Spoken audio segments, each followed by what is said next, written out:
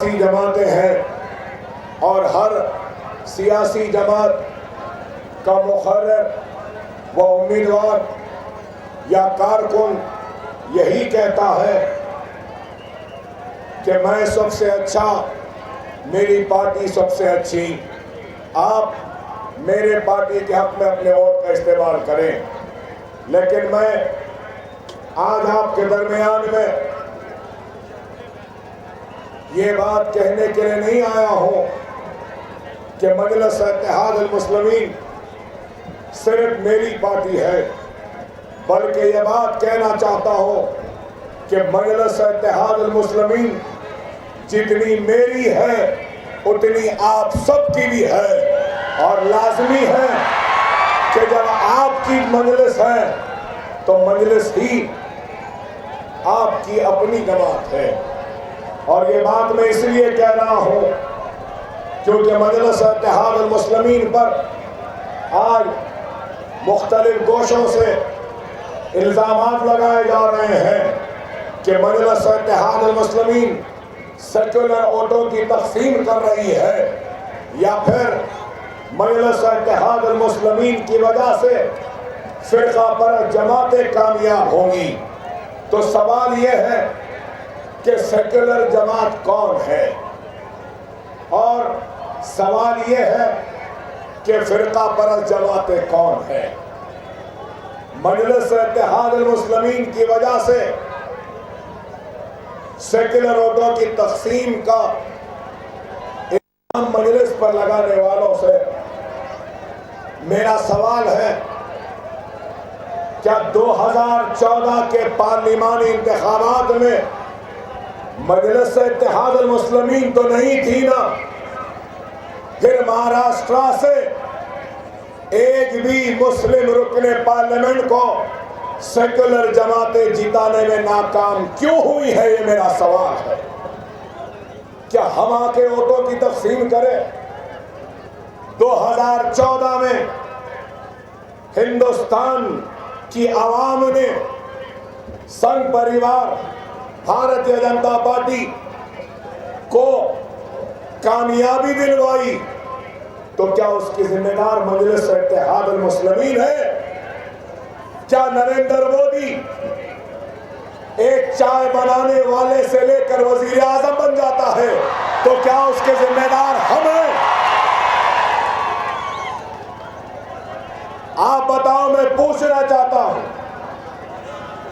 اس کے ذمہ دار کون ہے؟ اس کے ذمہ دار کانگریس ہے، اس کی ذمہ دار این سی پی ہے، اس کے ذمہ دار وہ سب سیکولر جماعتیں ہیں۔ آج چھوٹا سا اسکیم ہوتا ہے تو وہ اسکیمسٹرز کو جیل میں ڈال دیا جاتا ہے۔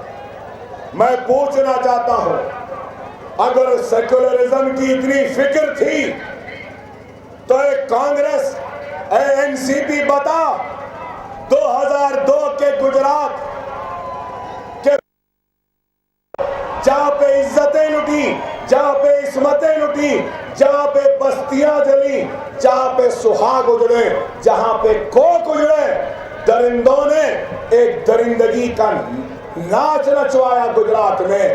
کانگریس کے ایم پی سابقہ احسان جعفری کو زندہ جلا دیا، نروڑا پاٹیا میں قتل عام ہوا، اور اس وقت کا چیف منسٹر کون تھا گجرات کا؟ آج کا وزیر اعظم نریندر مودی تھا۔ تو میں پوچھنا چاہتا ہوں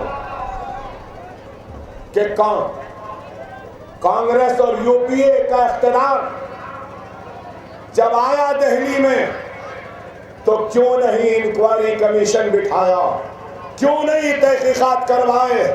اور کیوں نہیں گجرات کے ظالموں کو جیل میں ڈالا؟ کیوں نہیں گجرات کے قتل عام کے ذمہ داروں کو کیس بک کر کے جیل میں ڈالا؟ کیوں احسان جعفری کے قاتلوں کو کھلا چھوڑا؟ اگر دیانتدار ہوتی کانگریس تو اسی وقت گجرات کے فسادات کے ذمہ دار نریندر مودی کو جیل میں ڈالا ہوتا تو وہ شاید آج ہندوستان کا وزیر اعظم نہ ہوتا۔ کیا یہ میری بات غلط نہیں ہے؟ ارے آج اگر چائے کی بنڈی سے لے کر وزارت عظمیٰ کے کرسی کا سفر کامیاب ہوا تو اس سفر کو کامیاب کرنے کا اگر کوئی ذمہ دار ہے تو وہ کانگریس و این سی پی ہے۔ اگر اسی وقت سزا دی جائے، تمہاری ناکامی، تمہاری نااہلی کی وجہ سے آج بھارتیہ جنتا پارٹی اس ملک کے اقتدار پر بیٹھی ہے۔ مجلس ذمہ دار نہیں ہے، مسلمان ذمہ دار نہیں ہے۔ مسلمان مر جائے گا، مٹ جائے گا، لٹ جائے گا، بھوکا رہے گا، اپنے گھروں میں چولہا نہیں جلائے گا، اپنے بچوں کے تڑپتے ہوئے پیٹ میں دانا نہیں ڈالے گا، لیکن خدا کی قسم ہم کو لوٹنے والے لٹیروں کو کبھی ہم ووٹ نہیں دے سکتے، اور نہ ہم نے دیا ہے۔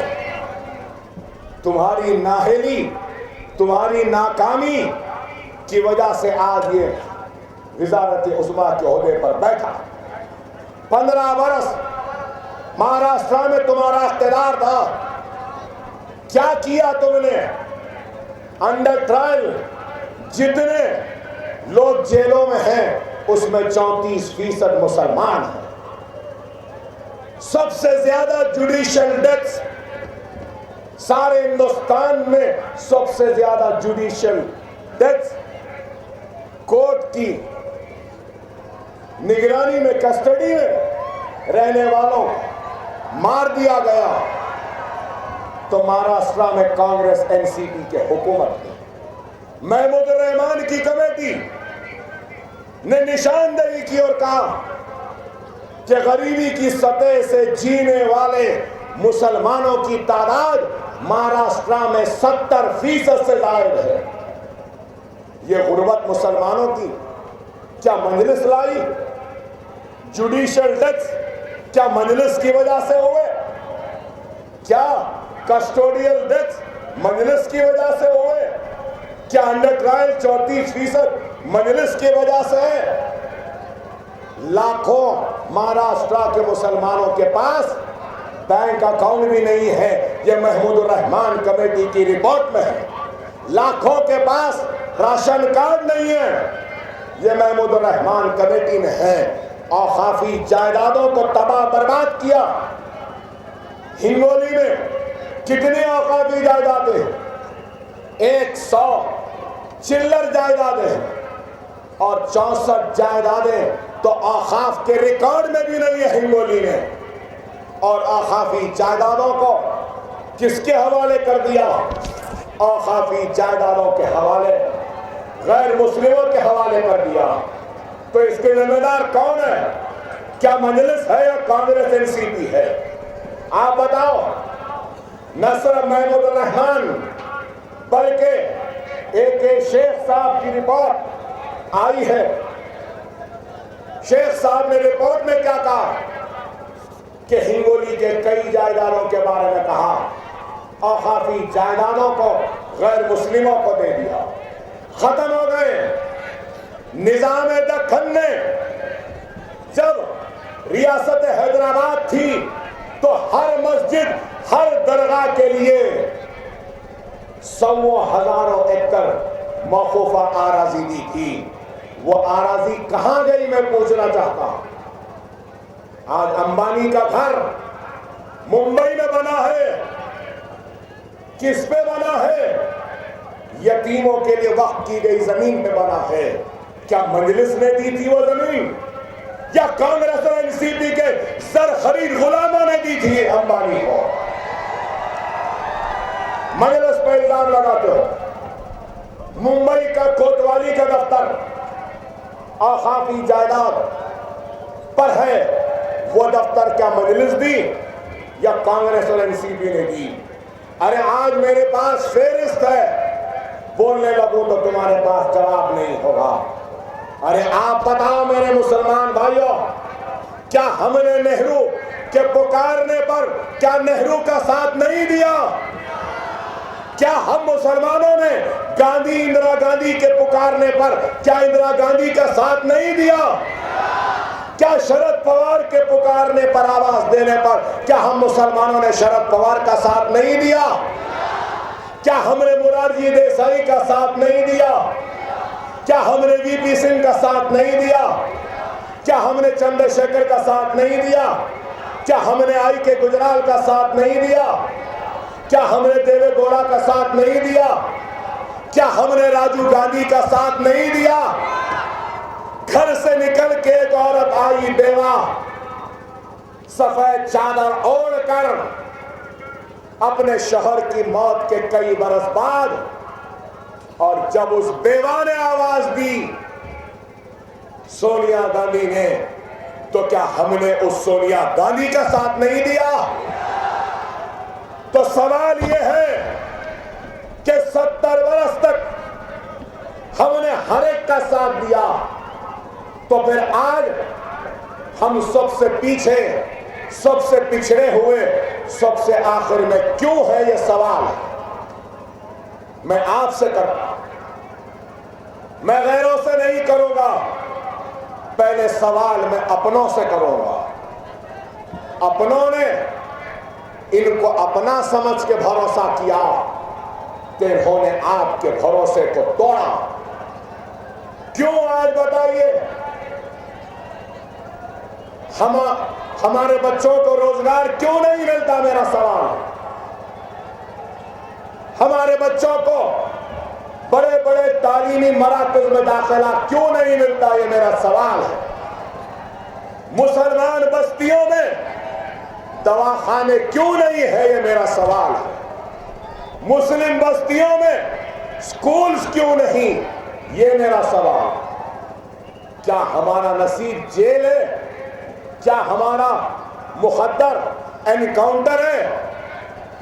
ارے ہم نے اس ملک کے ساتھ وفاداری کی ہے، کبھی ہم نے اس ملک سے غداری نہیں کی۔ ہمارے رگوں رگوں میں وفاداری ہے، اس ملک کی مٹی سے، اس ملک کے چپے چپے سے محبت ہے۔ اگر محبت نہیں ہوتی تو ہم 50,000 فسادات کے بعد بھی آج بھی اس ملک میں زندہ یا جیتے نہیں رہتے۔ جن کو جانا تھا وہ چلے گئے پاکستان۔ یہ ملک ہمارا تھا، ہمارا ہے، ہمارا رہے گا۔ کسی کے جا بولنے سے جانے والوں میں سے نہیں ہے۔ اس ملک کو ہم نے سجایا ہے، ہم نے سنوارا ہے۔ اس ملک کے چپے چپے پہ ہماری عظمت کی نشانیاں موجود ہے۔ اس ملک کو تاج محل دینے والوں کا نام مسلمان ہے۔ اس ملک کو قطب مینار کی بلندی دینے والوں کا نام مسلمان ہے۔ اس ملک کو جامع مسجد دینے والوں کا نام مسلمان ہے۔ اس ملک کو مکہ مسجد دینے والوں کا نام مسلمان ہے۔ اس ملک میں ایلورا اجنتا کی غاروں کو ڈھونڈ کر کھوج کر نکالنے والوں کا نام مسلمان ہے۔ نریندر مودی اور ہندوستان کا وزیر اعظم آزادی کے دن جس لال قلعے پر ہمارے جھنڈے کو چڑھاتا ہے، ہمارے ترنگا لہراتا ہے، وہ لال قلعے کو بنانے والے بھی مسلمان ہی ہیں۔ کیوں جائے چھوڑ کر؟ ہم نے اس ملک کو دیا ہے، یہ ملک ہمارا ہے۔ اور 70 برس میں ہم کو کیا ملا؟ کبھی بھیونڈی کا فساد، تو کبھی بمبئی کا فساد، کبھی احمد آباد کا فساد، تو کبھی گجرات کا فساد، کبھی روڈ قلعہ کا فساد، تو کبھی بھوپال کا فساد، کبھی اجمیر کا فساد، تو کبھی جے پور کا فساد، کبھی آسام کا قتل عام، تو کبھی لکھنؤ کا فساد، کبھی ایودھیا کا فساد، کبھی فیض آباد کا فساد، کبھی مراد آباد کا فساد، تو کبھی جالنا و بیڑ کا فساد، کبھی اورنگ آباد کا فساد، تو کبھی عثمان آباد کا فساد۔ ارے 50,000 فسادات نے ہماری بستیاں اجڑی، ہمارے گھر جلے، ہماری عزتیں لٹی، ہماری عصمتیں لٹی، ہماری کوک ویران ہوئی، ہمارا سہاگ اجڑتا گیا، لیکن پھر بھی ہم نے اس ملک کو جب بھی ضرورت پڑی تو ترنگے کو تھام کر ہماری لٹی ہوئی عصمت و آبرو کی پرواہ کیے بغیر ملک کی عزت و آبرو کی پرواہ کی۔ اور پھر ہم سے سوال کرتے ہو کہ مسلمان سے کہتے ہو کہ پاکستان چلے جاؤ، نہیں جائیں گے، جن کو جانا تھا چلے گئے، ہم ہندوستان میں پیدا ہوئے، یہیں رہیں گے، یہیں مریں گے، مرنے کے بعد 2 گز اسی ہندوستان کی مٹی میں دفن ہوں گے۔ تمہارے پاس ہوں گے بھگوڑے بھاگ کر آنے والے، تمہارے پاس ہے اڈوانی پاکستان سے بھاگ کر آیا تھا، ہم نہیں گئے۔ جینا کی خبر پہ جانے والا اڈوانی تھا، ہم نہیں۔ ہمارے لیے مہاتما گاندھی ہے، ہمارے لیے مولانا ابوالکلام آزاد ہے، ہمارے لیے ملک عزیز ہے، لیکن ہر وقت ہمارے وفاداری پر سوال اور سمجھتے ہیں کہ مسلمان کمزور ہو گیا، مسلمانوں کو دباؤ، مسلمانوں کو ڈراؤ۔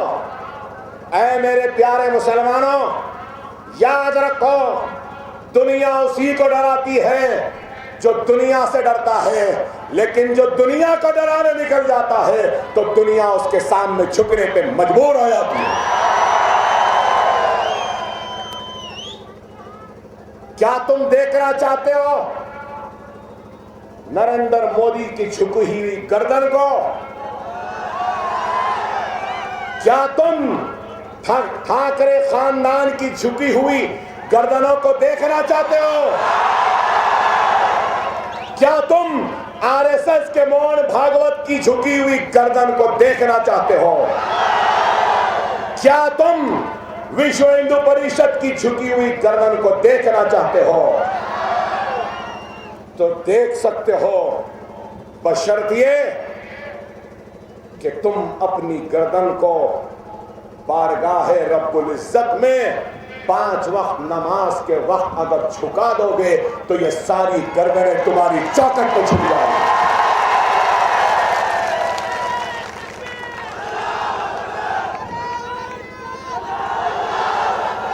جب جب مسلمان کا سر اللہ کی بارگاہ میں جھکتا رہا تو اللہ ان جھکنے والے سروں پر تاج پہنا دیا اور ہاتھوں اور انگلیوں کے اشاروں پر حکمرانی دے دی۔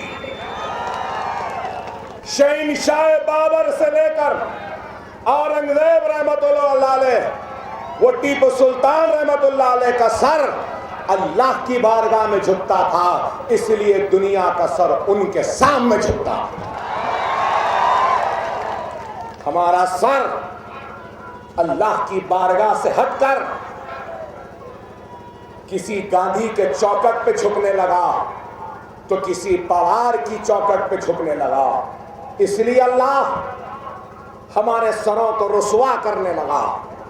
اور آج اگر مجلس اتحاد المسلمین ٹکر لے رہی ہے مودی سے، ٹکر لے رہی ہے بی جے پی سے، ٹکر لے رہی ہے آر ایس ایس سے، ٹکر لے رہی ہے وشو ہندو پریشد سے، ٹکر لے رہی ہے گاندھیوں سے، ٹکر لے رہی ہے پوار سے، تو اس لیے کہ ہم کسی سے ڈرتے نہیں ہیں، ڈرتے ہیں تو صرف اللہ سے۔ ارے ہم کو معلوم ہے کہ مرنے کے بعد اللہ کے سامنے ہم کو حاضر ہونا پڑے گا، اور جب حاضر ہوں گے تو ہمارے اعمال پیش کیے جائیں گے، تو پھر کیا جواب دیں گے ہم اللہ کو؟ اللہ مجھ سے بھی پوچھے گا. آپ سے تو شاید ایک سوال اگر ہوگا تو مجھ سے 2 سوال ہوں گے, کیونکہ میں موت کے دروازے تک جا کر آیا ہوں. میں جو زندگی جی رہا ہوں یہ بونس زندگی جی رہا ہوں. آج سے 5 برس پہلے میں تو مر چکا تھا. 3 گولیاں ماری گئی تھی مجھے. 70 مرتبہ چاقوؤں سے ہاتھ میں پیٹ میں گھونپا گیا تھا, لیکن اس کے بعد بھی زندہ ہوں. تو اللہ مجھ سے آپ سے زیادہ سوال کرے گا. سب کو ایک زندگی دی تھی, تجھ کو تو 2 زندگیاں دی تھی, کیا کیا تم؟ اس لیے آیا ہوں آپ کے درمیان. خدا را میرے پیارے مسلمانوں, اپنے روٹھے ہوئے اللہ کو منا لو. سجدوں سے سجا دو اپنے زندگیوں کو. اللہ کو منا لو, مساجدوں کو آباد کر دو, سنت رسول اللہ پہ عمل کرو, قرآن کو ترجمے سے پڑھو, یتیموں یسیروں کی مدد کرو, یتیم کے سر پر ہاتھ رکھو, بیوہ کی فریاد کو سنو, اس کی مدد کرو. پھر دیکھو اللہ تمہارے کھوئے ہوئے عظمت کو, تمہارے کھوئے ہوئے وقار کو دوبارہ بحال کر دے گا. اور تم اگر اللہ کے بارگاہ میں سجدوں سے سجا دو گے اور محمد مصطفیٰ صلی اللہ علیہ وسلم کے غلام بن جاؤ گے تو یہ دنیا تمہاری غلام بن جائے گی. صرف چیخنے چلانے جذباتی نعروں یا تقریروں سے قوموں کے مقدر کے فیصلے نہیں ہوتے میرے بھائی. نوجوانوں, میں تمہاری چیخیں, تمہارے نعرے, تمہارے جذبات کی قدر کرتا ہوں, لیکن میں تمہارے نعروں کا, تمہارے چیخوں کا محتاج نہیں ہوں. میں محتاج ہوں اور طلبگار ہوں تو تمہارے اتحاد کا, اور بھکاری ہوں تو تمہارے اتحاد کا. فقیر ہوں تو میرے رسول کا غلام ہوں. فقیر ہوں, آیا ہوں تو ووٹ مانگنے نہیں آیا ہوں, آیا ہوں تو صرف تمہارا اتحاد مانگنے آیا. ارے غور کرو, 18 کروڑ 20 کروڑ کی تعداد ہماری, لیکن پھر بھی ہماری آواز نہیں ہے. ہم بے آواز. یادو ہے تو ان کی آواز ہے, بہوجن ہے تو ان کی آواز ہے, مرکھے ہیں تو ان کی آواز ہے, لنگیات ہے تو ان کی آواز ہے, ریڈی ہے تو ان کی آواز ہے, راؤ ہے تو ان کی آواز ہے. ارے ہر ایک کی آواز ہے. اگر آواز نہیں ہے تو 18 و 20 کروڑ مسلمانوں کی آواز نہیں ہے. اگر ہے بھی تو غلاموں جیسی آواز ہے جو کبھی اپنے آقاؤں کے سامنے نکلتی ہی نہیں. کیا فائدہ ایسی آواز کا؟ ارے غور کرو میرے بھائی, آج غور و فکر کا وقت ہے. آج ہمارے جو صورتحال ہے, گوپال سنگھ کمیشن سے لے کر سچر کمیشن, اس کے بعد جو کمیشن جتنے بھی ہیں, ہر کمیشن کہتا ہے کہ سب سے پیچھے, سب سے کمزور, سب سے پچھڑا ہوا کوئی ہے تو وہ مسلمان ہے. میرے بھائی, غیروں پہ تنقید کے ساتھ ساتھ تھوڑی دیر کے لیے مجھے معاف کر دیں اور مجھے اجازت دے دیں. میں میرے اپنے بھائیوں پہ تنقید کرنا چاہتا ہوں. ہمارا انتشار ہمارے تباہی و بربادی کا سبب ہے. ہمارا انتشار ہمارے پسماندگی کا سبب ہے. ہمارا انتشار ہمارے پچھڑے ہوئے پن کا سبب ہے. سیاسی انتشار تو ہے، اس کے بعد مسلکی اختلاف ہے، عقائد کا جھگڑا ہے، کوئی اہل حدیث ہے تو کوئی اہل قرآن ہے، کوئی تبلیغی ہے تو کوئی اہل سنت ہے، کوئی بھورا ہے تو کوئی شیعہ ہے، کوئی سنی ہے تو کوئی مہدوی ہے۔ ہم خانوں میں بڑھ گئے۔ یاد رکھو، جب دشمن سازش لے کر ہم پر وار کرتا ہے تو یہ نہیں دیکھتا کہ اہل قرآن ہے، اہل حدیث ہے، تبلیغی ہے، اہل سنت ہے، شیعہ ہے یا سنی ہے، نہیں دیکھتا۔ یہی دیکھتا ہے کہ یہ کلمہ گو مسلمان ہے اور وار کرتا ہے۔ کیا میری بات غلط ہے؟ بتائیے۔ ایک عمارت ہے، عمارت کے کمرے ہیں، ایک کمرہ اہل حدیث کا، ایک کمرہ اہل قرآن کا، ایک کمرہ اہل سنت کا، ایک کمرہ شیعہ کا، ایک کمرہ سنی کا، کئی کمرے ہیں۔ ہم سب کمروں کو بچانے میں لگے ہیں، لیکن ہمارا دشمن ہماری عمارت کی بنیاد کو گرانے میں لگا ہے۔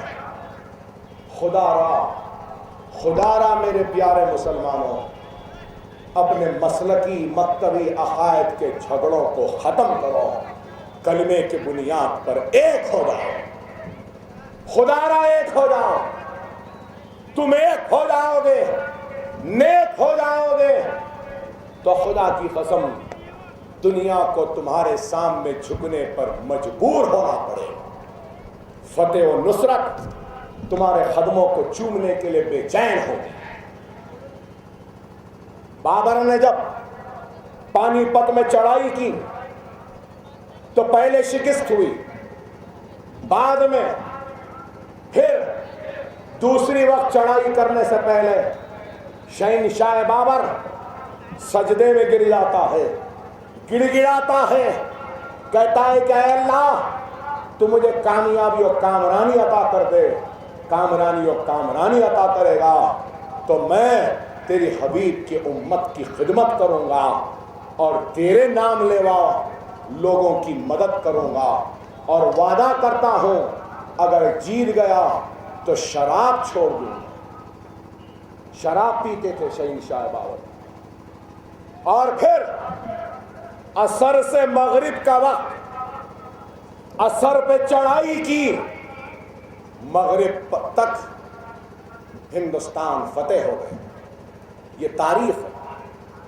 اور شراب کو چھوڑ دیا۔ ارے یہ ہے ایمان کا جذبہ۔ صلاح الدین ایوبی نے بیت المقدس پر قبضہ کیا تو آپ کو معلوم دنیا کے جتنے پادریاں ہیں وہ سفید لباس کو چھوڑ کر کالا لباس پہن لیے تھے۔ دنیا سے ساری دولت جمع ہوئی۔ لندن کے کنگ ریچرڈ نے تو یہاں تک کہہ دیا تھا کہ اگر کوئی لندن خریدنے تیار ہے تو میں بیچنے تیار ہوں، صلاح الدین ایوبی کو شکست دینے کے لیے۔ ایک مسلمان کو 300 سے زائد صلیب کے ماننے والوں سے جنگ لڑنی پڑی، لیکن اس کے بعد بھی شکست نہیں ہوئی۔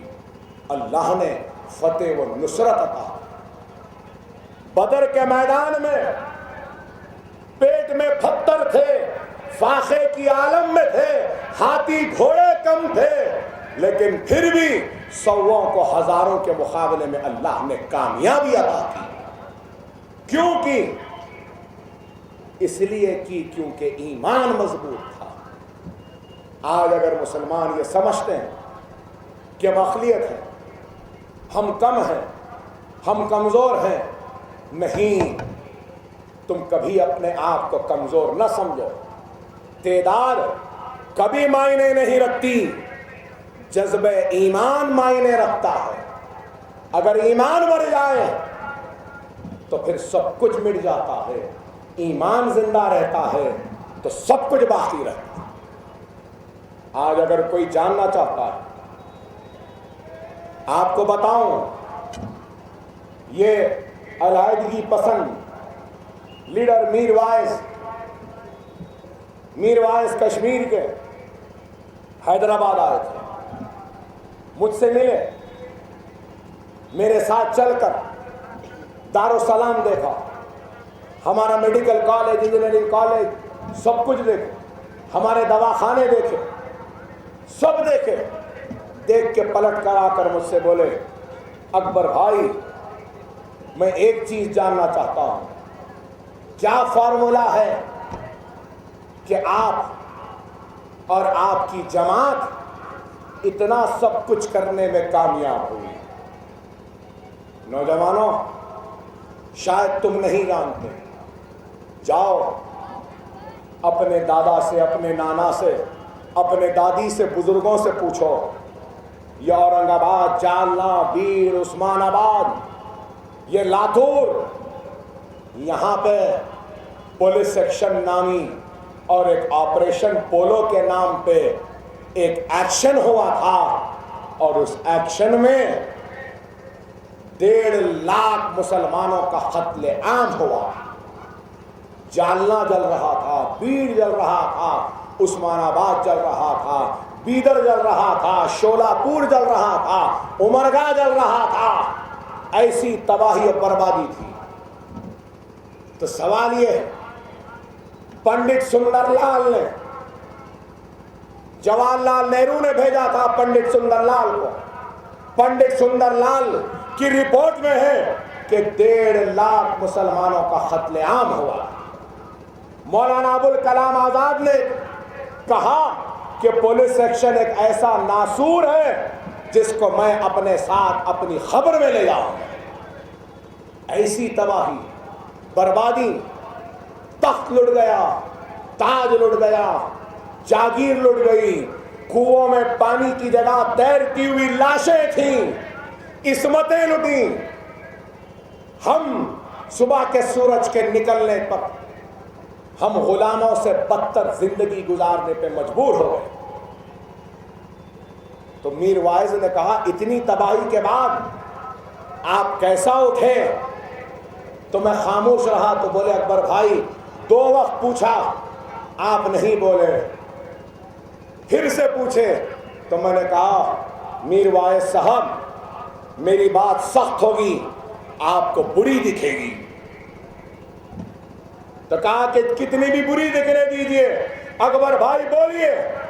تو میں نے میر وائز صاحب سے کہا کہ میر وائز صاحب، ہندوستان کے مسلمانوں میں، کشمیر کے مسلمانوں میں اور حیدرآباد دکن کے مسلمانوں میں ایک بہت بڑا فرق ہے، اور وہ فرق یہ ہے کہ ہم تخت کو لٹاتے رہے، مسکراتے رہے، ہم تاج کو لٹاتے رہے، مسکراتے رہے، ہم عزت کو لٹاتے رہے، خاموش مسکراتے رہے، ہم عصمت کو لٹاتے رہے، خاموش رہے، ہم جاگیر کو لٹتا ہوا دیکھتے رہے، خاموش رہے، ہم انعام کو جاتے ہوئے دیکھتے رہے، خاموش رہے، بولی میں پانی کم ہماری لاشوں کو تیرتا ہوا دیکھتے رہے، خاموش رہے، کیونکہ حیدرآباد کے مسلمانوں کے نظر میں تخت و تاج، عصمت و آبرو، محلات و دیوریاں، جاگیر و انعام سے بڑھ کر اگر کوئی چیز ہے یا تھی تو وہ ایمان تھا۔ ہم تخت لٹائے، ایمان کو بچائے، تاج لٹائے، ایمان کو بچائے، جاگیر کو لٹائے، ایمان کو بچائے، عصمت کو لٹائے، ہمارے ایمان کو بچائے۔ وہ قوم جو اپنے ایمان کو لٹنے سے بچاتی ہے، وہ قوم دنیا میں سب سے آگے رہتی ہے، اور وہی نتیجہ ہے کہ اللہ نے ہندوستان کے مسلمانوں کے قیادت کا کانٹوں بھرا تاج ہم مجلسیوں کے سر پر رکھ دیا۔ وہ تاج گیا، کوئی غم نہیں، یہ غریبوں کی محبت اس تاج سے بڑی ہے۔ وہ شان و شوکت گئی، کوئی بات نہیں، آپ کے نعروں کی گونج میں اس شان و شوکت سے زیادہ ہمت ہوتا۔ ہر سیاسی جماعت کے مسلمان کے پیر کو پکڑ کر اس کے پیروں کے پاس بیٹھنے تیار ہوں. صرف ایک ہی میری شرط ہے, صرف ایک ہی شرط ہے. 5 برس پہلے جو تقریر میں کرا تھا وہ تقریر تم کر لینا, میں تمہارے قدموں کے پاس بیٹھنے تیار.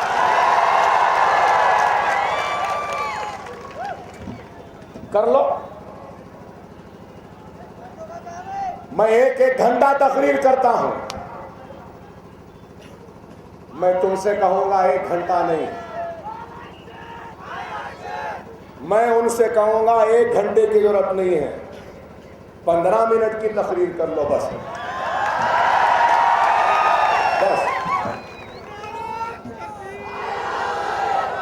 اکبر اویسی ایسا بولے, اکبر اویسی ویسا بولے. ارے بولا ہوں تو دل کا جلا ہوں, دل کا جلا ہوں. اپنے گھر کو جلتا ہوا دیکھ کر جلا ہوا ہوں, اپنی عزت کو لٹتا ہوا دیکھ کر تڑپتا ہوا دل ہے. میرے بھی بچوں کی بلبلاہٹ کی چیخیں چلاہٹیں میرے دل میں پیوست ہو گئی. بابری مسجد کی شہادت کے نظارے کو میں بھول نہیں سکتا, گجرات کی تباہی کو میں بھول نہیں سکتا, احسان جعفری کے قتل کو میں بھول نہیں سکتا, میں عشرت جہاں کے قتل کو بھول نہیں سکتا, میں نروڈیا پاٹیا کے میرے معصوم ماؤں کے پیٹوں کو چیر کر بچوں کو نکال کے مارنے والے ان ظالموں کے نظاروں کو نہیں بھول سکتا. میں بمبئی کے بازاروں میں ہماری ماں اور بہنوں کو برہنہ پریڈ کرتا ہوا دیکھ چکا ہوں, اس لیے نہیں بھولتا. یہ سب آگ ہے میرے سینے میں.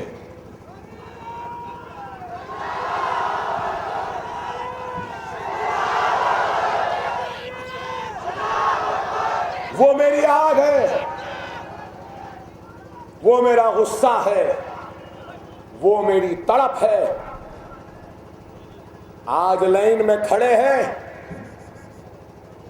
لوگ, ان کی تکلیف کا مجھے احساس ہے.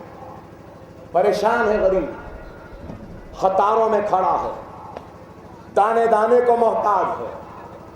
فصل ہے کاٹ نہیں سکتا, کٹی ہوئی فصل ہے بیچ نہیں سکتا, اناج ہے خرید نہیں سکتا, اناج کے گودام ہیں لیکن خرید نہیں سکتا.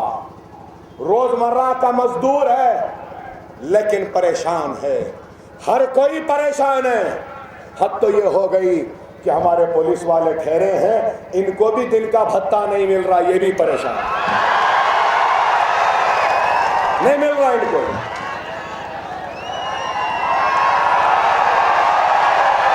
ہر کوئی پریشان ہے.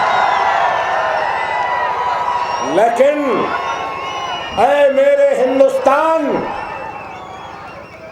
کیا کسی نے 70 برس سے میں انصاف کی امید میں قطار میں کھڑا ہوں, کیا کسی نے مجھے کھڑا ہوا دیکھا؟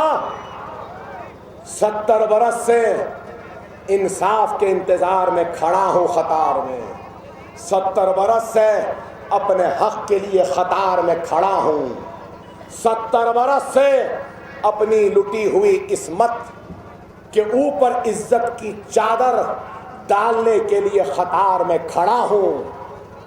میرے بچے کی بلبلاہٹ کے لیے, اس کے پیٹ کی آگ کو بجھانے کے لیے 2 دانوں کے لیے 70 برس سے قطار میں کھڑا ہوں.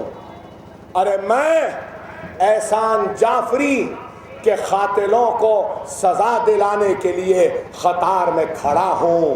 احسان جعفری کی بیوہ 2002 سے لے کے اب تک ہر کوٹ کی قطار میں کھڑی ہے انصاف کے لیے. عشرت جہاں کا گھر انصاف کے لیے قطار میں کھڑا ہے.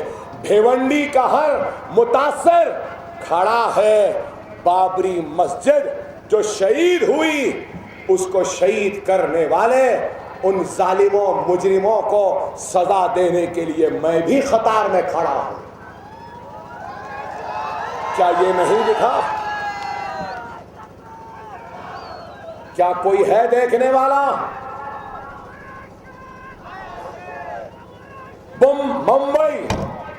ممبئی کے بم دھماکے ہوئے, मजम्मत करता हूं, अफसोस है कि मासूम लोगों की जाने गई।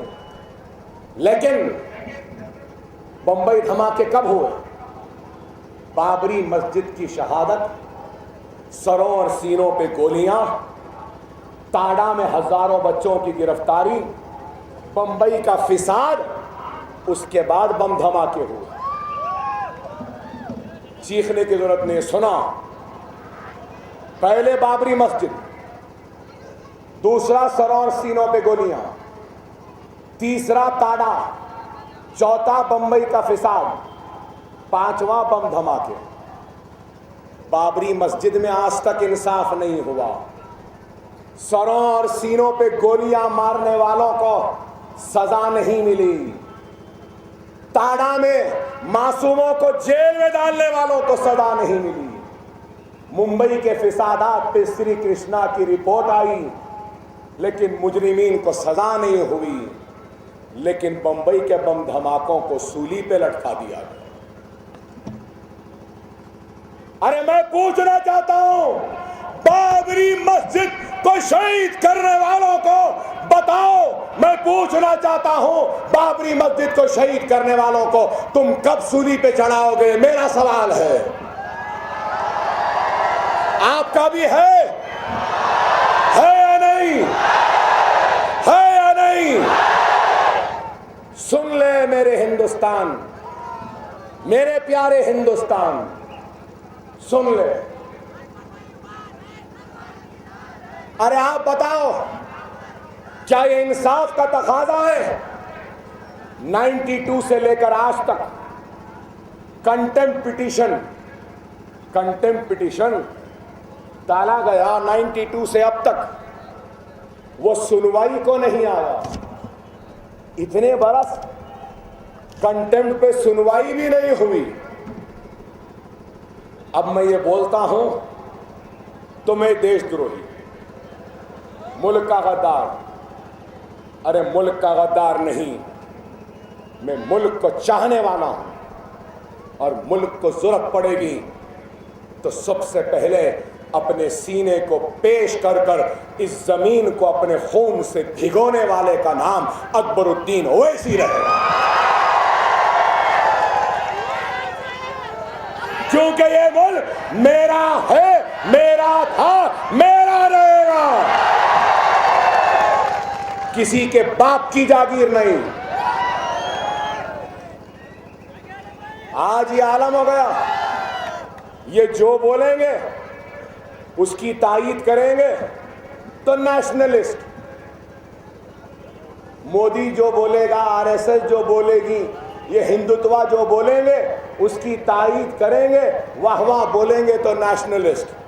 उसकी मुखालिफत करे तो देशद्रोही।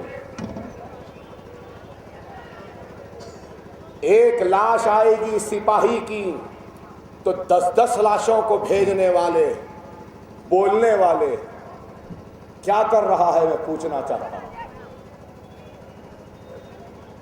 क्या कर रहे हैं? हमारे सिपाही शहीद हो रहे हैं। पाकिस्तान हमारे सिपाहियों को मार रहा है। सिविलियंस पे हमला है, बॉर्डर पे जिंदगियां खतरे में हैं। बड़े बड़े बातें करे थे, 26 इंच का सीना, फुला 56 इंच। चाय वाले,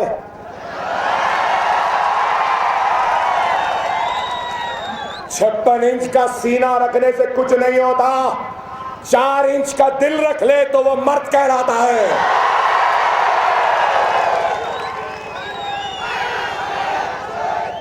अरे क्यों मेरे सिपाही मरे? क्यों मेरे फौजी मरे? क्यों मेरे बीएसएफ के लोग मरे? नागपुर से आरएसएस के लोगों को भेजो ना बॉर्डर पे, चड्डी पहन के हिफाजत के लिए। क्यों नहीं भेज रहे? आरएसएस के कम हो गए तो वो शिव सैनिकों को भेजो, वो ठाकरे के लोगों को भेजो। जाओ, बड़ी पहलवानी करते ना यहां पे, पहलवानी सरहद में करो। जाओ, भारत माँ बुला रही है, जाओ। भारत माता चीख कर कह रही है आरएसएस आ। वो सुनाई नहीं देता इनको, वो नहीं सुनाई देता। अरे आज आप बताओ मेरे भाई, 2 करोड़ नौकरियां क्या मिले? 15 लाख खातों में क्या मिले? क्या घर मिला? क्या रोजी मिली? नहीं, आप नहीं भाई, मेरा सवाल आपसे नहीं है, आपसे नहीं है भाई। हम ना उसको वोट दिए ना उसको वोट कभी देंगे। सवाल उनसे है जिन्होंने इसको वोट दिया। सवाल उनसे है जिन्होंने कहा कि बड़ा अवतार है, मसीहा है, फुला है, बदलाव आया, चेंज आया, अच्छे दिन। वाह क्या दिन आ गए लाइनों में खड़े हैं लोग। क्या अच्छे दिन? क्या इस अच्छे दिन के वास्ते वोट दिए थे देने वाले?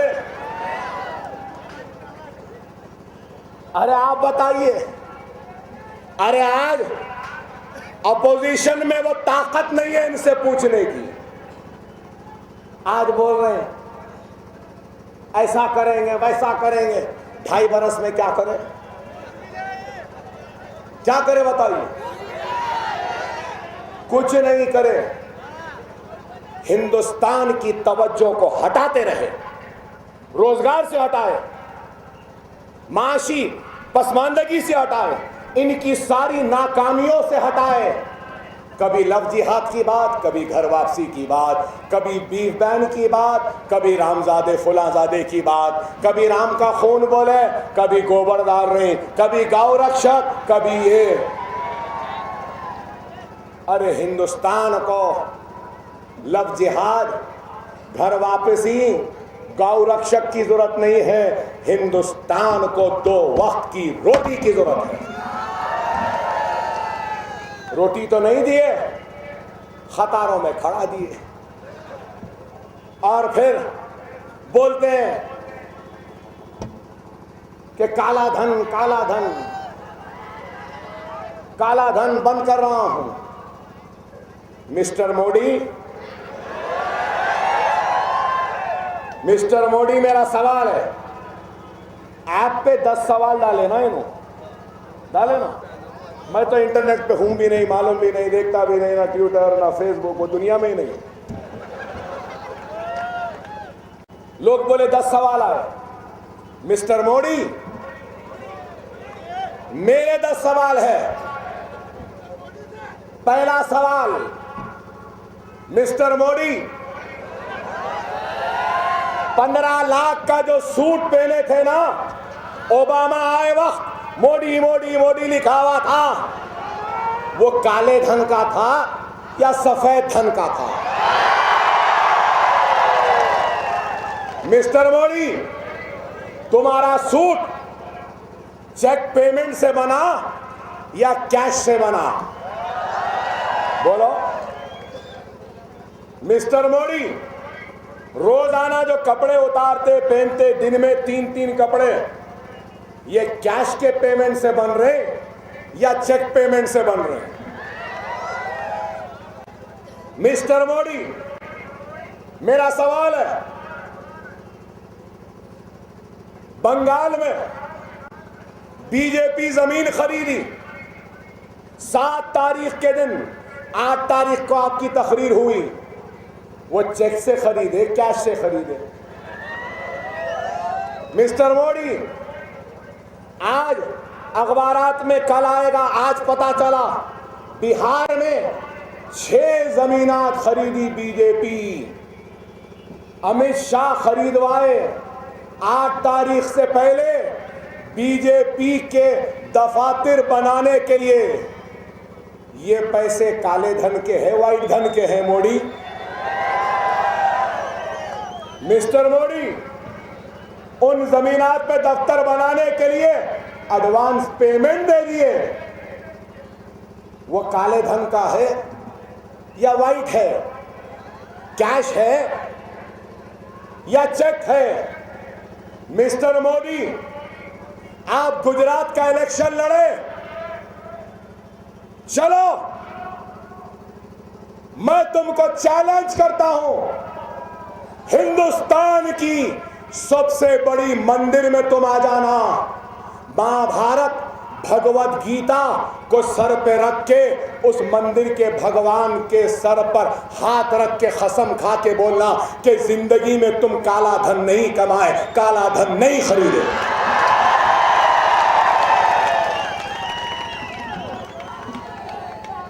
مسٹر مودی ابھی سوالات ختم نہیں ہوئے۔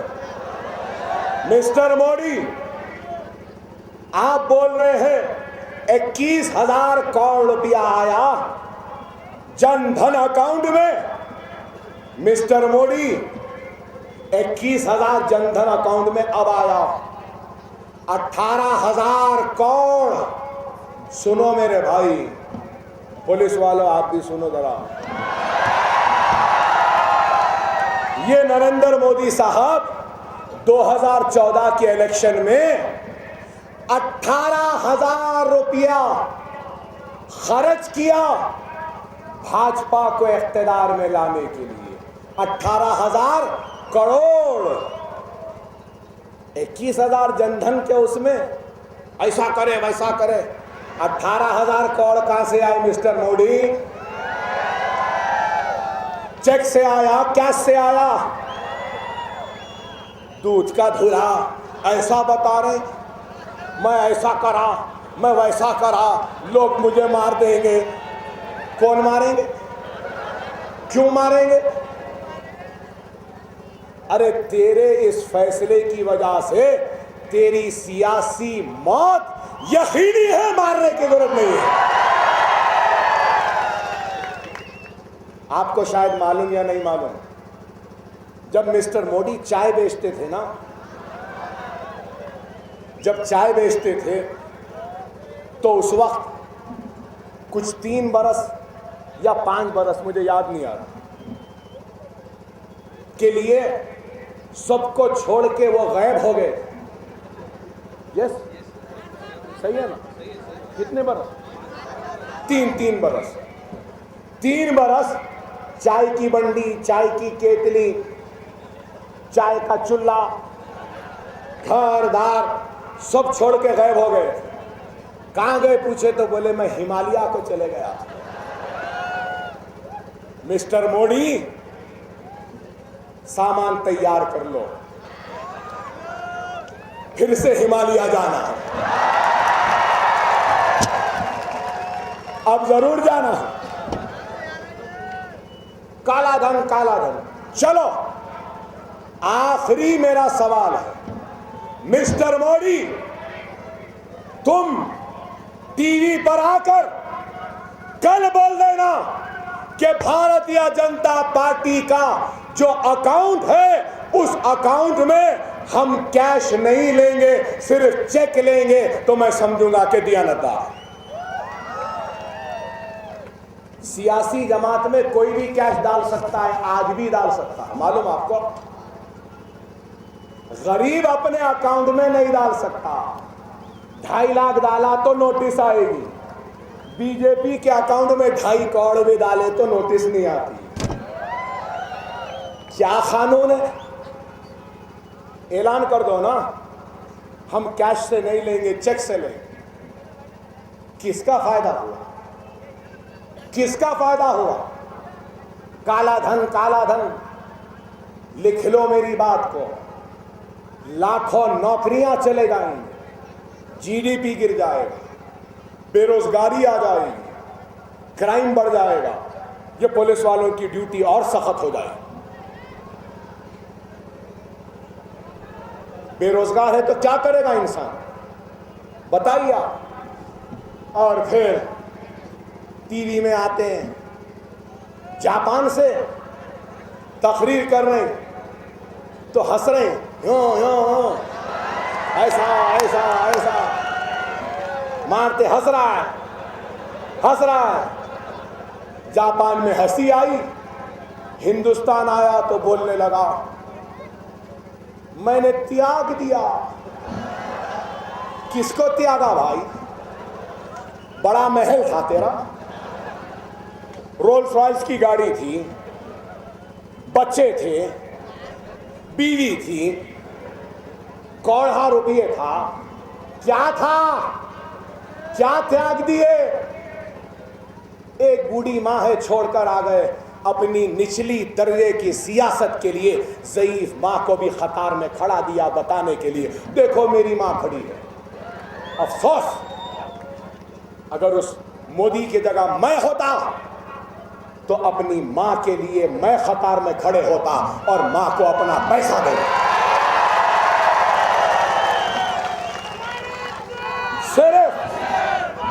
صرف اداکاری، صرف اداکاری۔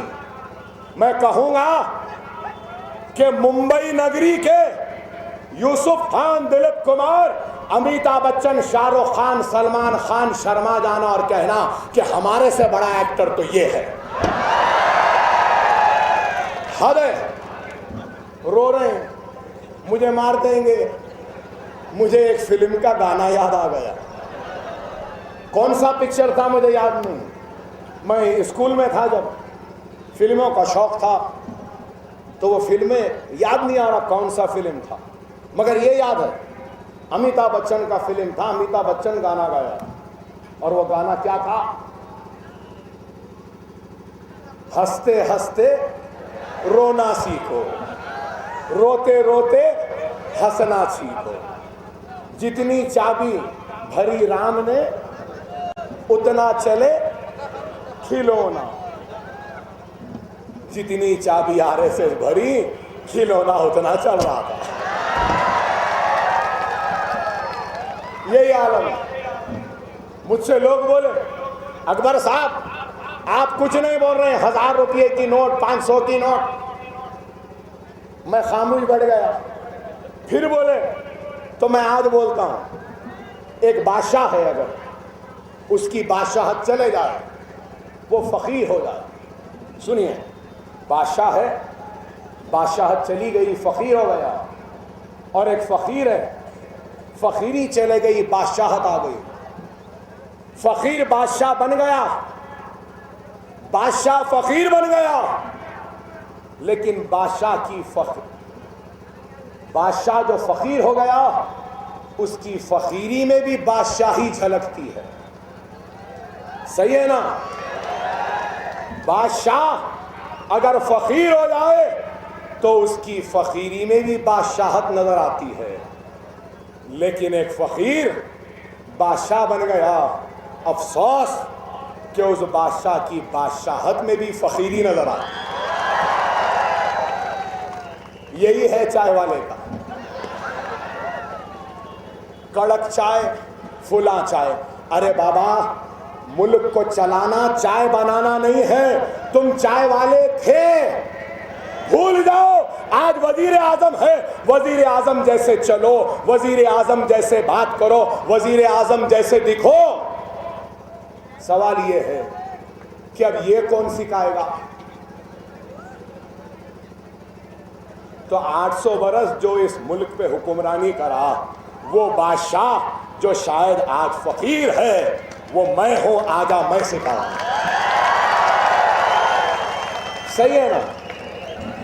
آپ بتاؤ، عجیب و غریب حال ہو چکا ملک کا۔ اس واسطے بھائی ذمہ داری دیے تو دیکھ سمجھ کے دینا،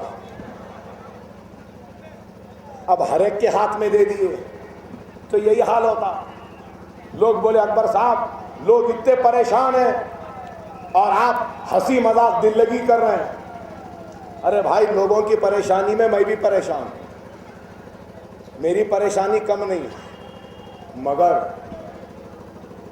مگر میں ان لوگوں سے کہوں گا جو لوگ 2014 میں ان کو ووٹ دیے تھے، خدا کے لیے آئندہ وہ غلطی مت کرو۔ آپ نے بھائی، ہم دیے ہی نہیں، نہ کبھی دیں گے۔ کیا بابری مسجد کو گرانے والوں کو ووٹ دے سکتے ہیں؟ کیا گجرات کو جلانے والوں کو ووٹ دے سکتے ہیں؟ کیا ایسا خان جعفری کو زندہ جلانے والوں کو ووٹ دے سکتے ہیں؟ نہیں، ہم نہ دیے تھے نہ کبھی دیں گے۔ مگر ایک بات کہوں گا، اللہ کسی کو تباہ و برباد کرنا چاہتا ہے نا، تو اللہ اس سے اس کی عزت